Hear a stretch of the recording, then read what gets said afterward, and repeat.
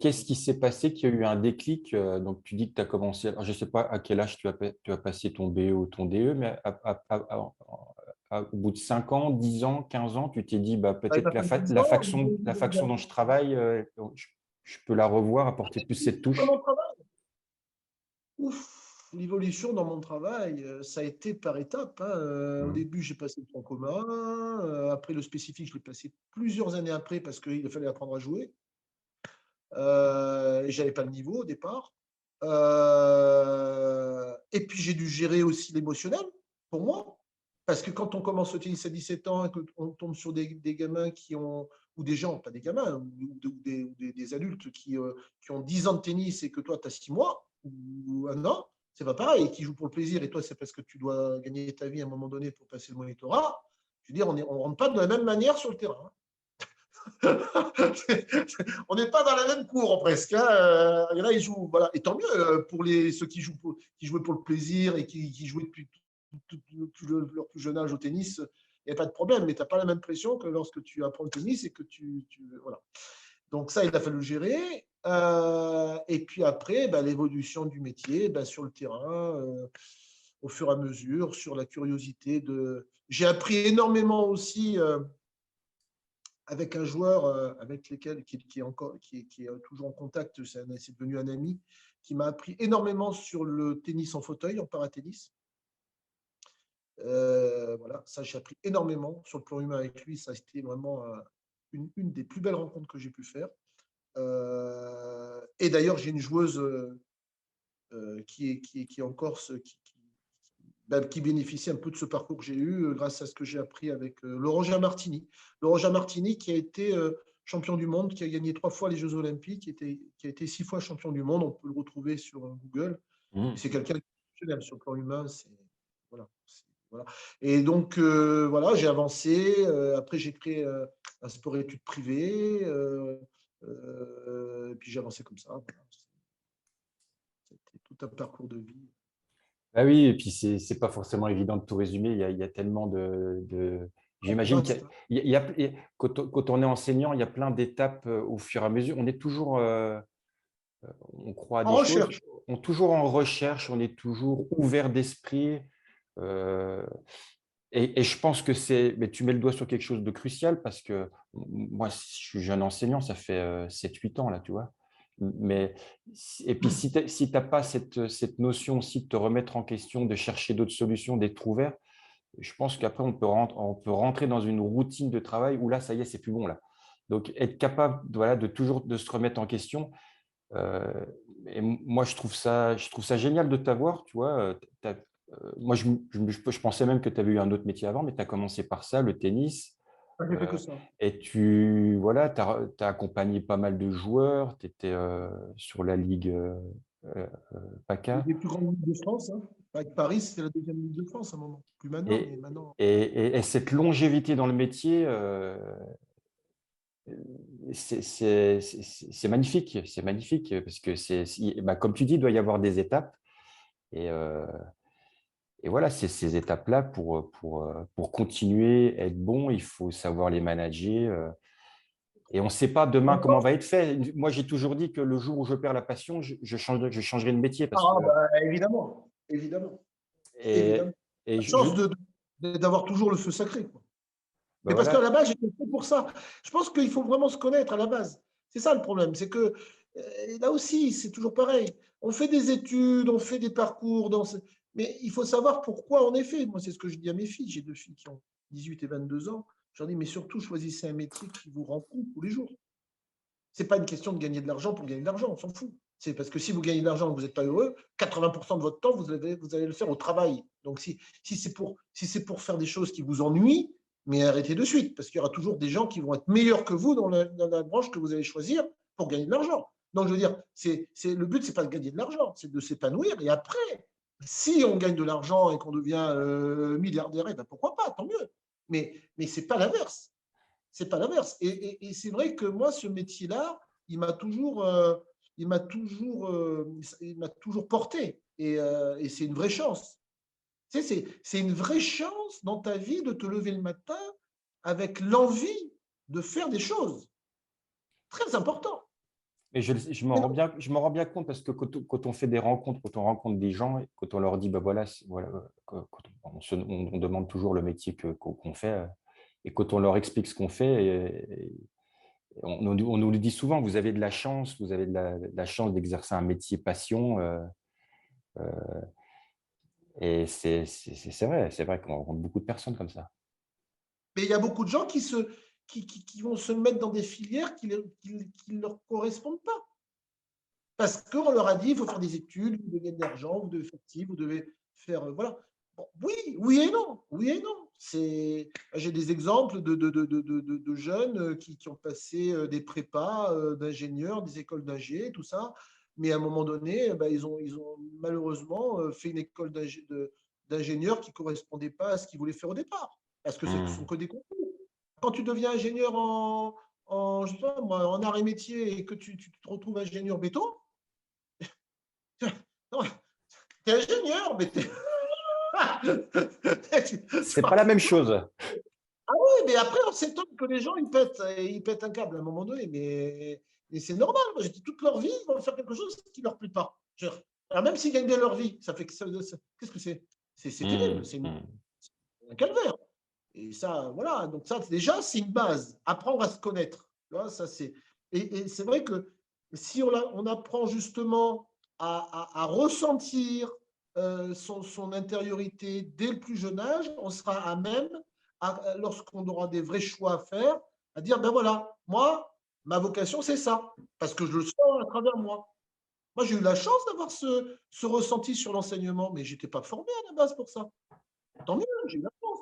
Mais quand tu es préparé maintenant avec les outils qu'on a, on peut préparer les personnes à savoir comment réagir sur, voilà, sur un terrain de tennis, dans la vie, à l'école, en examen, tout ça. C'est intéressant. Nous, on n'avait pas ça. Nous, c'était très directif, l'enseignement avant. Et surtout, tout ça, ce qui est intéressant, c'est tout ce que tu proposes, c'est applicable au tennis, mais tout est transversal après à l'école, dans la vie, quoi. Donc, tu l'as toute la vie après.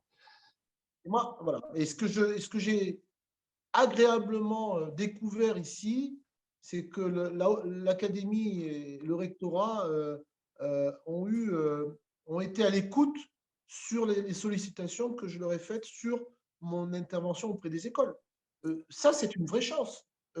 L'éducation nationale, c'est un milieu très fermé. Et donc, le fait qu'ils soient à l'écoute en passant par l'EPS sur l'initiation à la pleine conscience et, je veux dire, à la connaissance de soi à travers le sport. Et ben maintenant, il y a des passerelles qui se font avec les instituts, on travaille en collaboration et on voit bien que l'attitude sur le terrain est la même qu'en classe. Donc, tout le monde travaille en symbiose. Ça, Mmh. c'est voilà, pour moi, c'est la quintessence d'un travail d'enseignant. Je veux dire, c'est pas le fait de s'occuper que des meilleurs de ligue ou des futurs champions. Là, tu travailles à la base. Tu vois et alors ça alimente ta remise en question. Parce que quand tu as un gamin de 3-4 ans qui est complètement à l'état brut, je dirais, où tu dois tout faire, et un gamin qui est surdoué au tennis, c'est pas la même démarche. Donc, tu es obligé d'être inventif. Tu es obligé de t'adapter à l'enfant et pas Mmh. l'inverse. Tu vois et Mmh. ça, voilà, c'est l'école les enfants, c'est la base de l'enseignement des enseignants. Et ça, si tu veux, il y a beaucoup de moniteurs, malheureusement, qui n'ont pas cette fibre-là et qui ne savent pas comment faire. Et ça, c'est pas évident parce qu'il y a une partie peut-être qu'on doit ressentir spontanément. Alors peut-être qu'ils ne le ressentent pas, ils ne savent pas par quel biais aborder le sujet. Et il y en a qui ont visiblement pas envie. Il y en a qui disent, moi, le mini-tennis, la galaxie, voilà, quoi, je sature très vite. Moi, ce qui m'intéresse, j'en ai entendu plein, hein, c'est d'avoir des gens qui jouent déjà. C'est l'entraînement. L'entraînement, Mmh. il y en a plein, Mmh. il y en a plein, parce que c'est des beaux. Moi, j'ai été à un certain niveau, donc je ne vais pas me rabaisser à faire jouer les gamins de 3-4 ans. Ça ne m'intéresse pas. Alors, ce que je disais quand j'en discutais avec Anthony de Meet Tennis, notre cœur de métier, c'est surtout, bah, d'abord, avant l'entraînement, c'est d'abord la base. C'est Et si on est bon là, derrière, en plus, on peut les garder, les enfants, c'est le baby tennis, quoi, déjà. Ça commence par là. On Et part de là. et il y a plein d'enseignants DE qui ne veulent pas faire le baby tennis parce que, comme tu dis, ils ne savent pas ou ils ne veulent pas s'emmerder avec ça. Alors que comme tu as pu dire aussi, un laboratoire, c'est génial. Il y a plein de choses qui se passent. Et ce public-là te renvoie mais énormément de choses. Et eux, ils ne sont pas dans le calcul. Tout est naturel, instinctif. Bah, tiens, on revient C'est sur ça. des choses que tu dis. Euh, et, C'est des fondamentaux.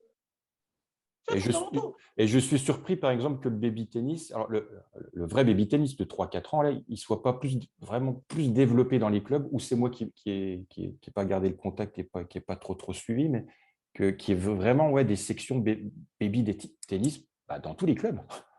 Mais il les délègue aux initiateurs, des gamins de Oui, 15-16 ans. je sais. J'en ai fait partie d'ailleurs. Mais moi, j'ai eu cette chance d'avoir cette vocation, donc tout de suite, ça a accroché. Mais il y a des gamins 15-16 ans, mais tu leur mets des gamins de 3-4 ans. Mais c'est juste impossible. Ils savent.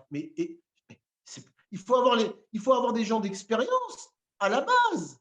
Il faut avoir les enseignants les plus expérimentés à la base, qui ont après peut-être des équipes de jeunes initiateurs, mais qui vont chapeauter. S'ils délèguent et qu'ils font autre chose, c'est mort. Ils ne sortent rien de l'école. Parce que le samedi matin, la plupart du temps, au lieu de faire le baby tennis, voilà, ils préfèrent prendre le groupe d'entraînement 10h30 Voilà. midi avec les gars qui sont classés seconde série. Ou, voilà.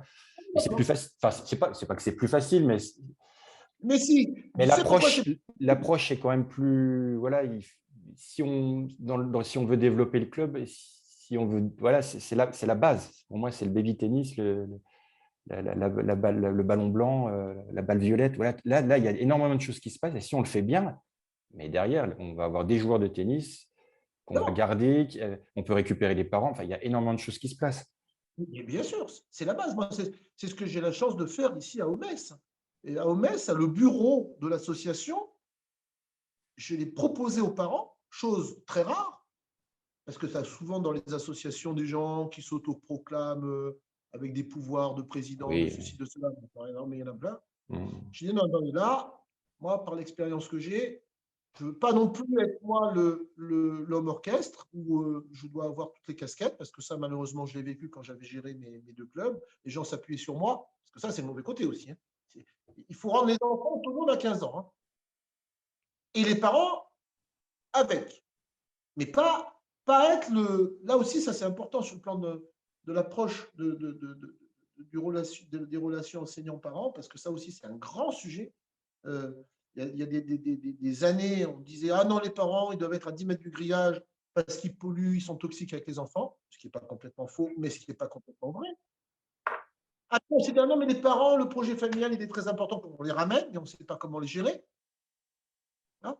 Et ça, je l'ai appris avec l'instinctive tennis, en disant voilà, les paramètres des parents, l'approche des parents avec la pratique du tennis doit se cantonner sur telle ou telle chose. Vous êtes les accompagnateurs de vos enfants, mais il n'est pas question que vous leur mettiez la pression, que vous les contraigniez à avoir tel ou tel résultat, et pire que ça, de les juger sur leurs résultats immédiats.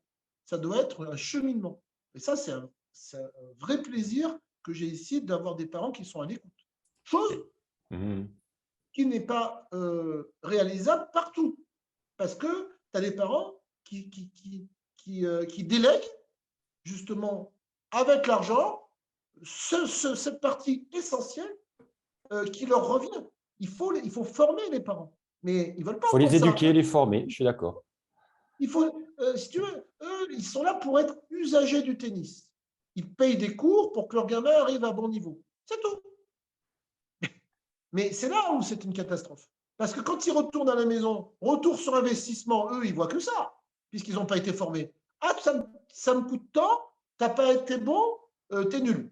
Le mot nul, déjà le mot nul, tu vois, ça c'est quelque chose qu'on doit enlever. Mais c'est tellement sociétal que dès l'âge de 3-4 ans ou 5, 3-4 ans, non, mais 6 ans, 7 ans, ils ont ce mot-là. Si tu le relèves pas, et c'est tout de suite sur le moment où il faut dire aux enfants, il n'y a pas de comparaison à faire. Vous êtes là, vous êtes en coopération pour ensemble progresser. Et Mm. chacun va progresser individuellement. Mais ça, C'est hyper important. Hyper important. Et les parents doivent rentrer là-dedans. S'ils ne rentrent pas là-dedans, mais c'est un désastre. C'est un désastre. Très, très Alors, intéressant tous les sujets que tu développes là. On parle de sujets, ouais, c'est crucial tout ça. ben, On va enchaîner. Est-ce que François, tu peux nous parler un petit peu de ta structure, de ton association Rinas Chin Corsica? Rina Shin-Corsica. Alors, Rina Shin-Corsica, si tu veux, c'est un établissement qui est inspiré de mon parcours, bien sûr, d'enseignant et de ma formation avec Sauveur Turbo. Alors, pourquoi? Parce que là où je suis, c'est un petit village de 40 habitants au centre Corse, qui est au milieu de la nature, bah tiens, je vais te montrer rapidement le cadre qu'on a. Tu vois, là, je suis. Voilà, tu vois. Voilà où on est. La garrigue. Le maquis. Le maquis, Tu vois. pardon. Le maquis, oui. Oui, oui, bah, c'est Voilà. magnifique. Voilà, ça, c'est notre endroit. Il n'y a pas les cours de tennis, là. Oui. Là, il n'y a pas les cours de tennis, mais il y a la nature. Et ça, c'est hyper important par rapport à l'approche qu'on fait sur l'essentiel. Et l'essentiel, c'est cet environnement qui est calme, qui est serein. Et déjà, les gens, quand ils viennent là, ils ont 40% de leur pression qui part. Et oui, puisqu'ils ne sont pas agressés ni par le son, ni par le tumulte de la vie dans la ville, tu vois, qu'on a tous connu. Et là, c'est la valeur essentielle de la nature par rapport à ce qu'on travaille, nous, sur le plan humain et sur le ressourcement. Donc ça, c'est pour ça que Rina Shin-Corsica a cette vocation-là.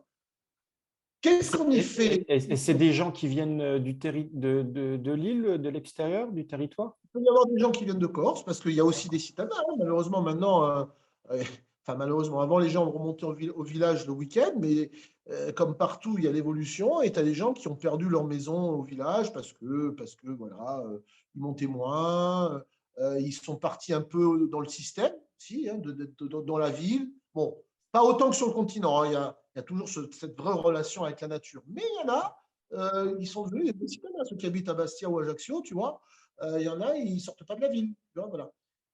Donc, ça s'adresse à des gens, des citadins et des continentaux qui veulent se couper de tous ces stimuli qui deviennent à un moment donné trop toxiques. Et faire un retour sur eux-mêmes, faire le point, sans même qu'on intervienne sur quoi que ce soit. Non. Et moi, je vais adapter, selon leur envie, des activités de ressourcement. Ça peut être des excursions, ça peut être des randos, ça peut être du sport, bien sûr, le tennis. Voilà, ça peut être un mixte. Ça s'adresse aux familles. Je prends 6 personnes maximum et on gère à la carte le séjour. C'est-à-dire que les gens peuvent venir avec. Ah oui, les gens peuvent venir avec leur véhicule. On peut aller les chercher port, aéroport, Bastia, Ajaccio. On gère ce qu'ils nous demandent. Hein. Voilà. Et ça, je le fais certaines parties de l'année parce qu'avec tout le développement sur le plan local que j'ai fait là depuis 3 ans, je ne pensais pas que ça allait être autant, tu vois, bon, tant mieux. Hein. Mais là, maintenant, je suis obligé de sectoriser. Tu vois. Bon, il y a une partie que j'organise pour les séjours Oui. qui n'est pas de l'abattage, parce que je n'ai pas envie de faire ça, parce que là aussi, tu as des personnes H24, hein, tu les gères du matin au soir. Donc, je n'ai pas envie de faire 36 000, c'est pas fait pour, là aussi, faire de l'argent pour faire de l'argent. C'est une vraie démarche, tu vois. Et j'apprends autant qu'eux. Parce que les gens, ils arrivent avec leur choix d'activité, et à la fin du séjour, ils trouvent des réponses naturellement sur des choses auxquelles ils n'avaient même pas pensé.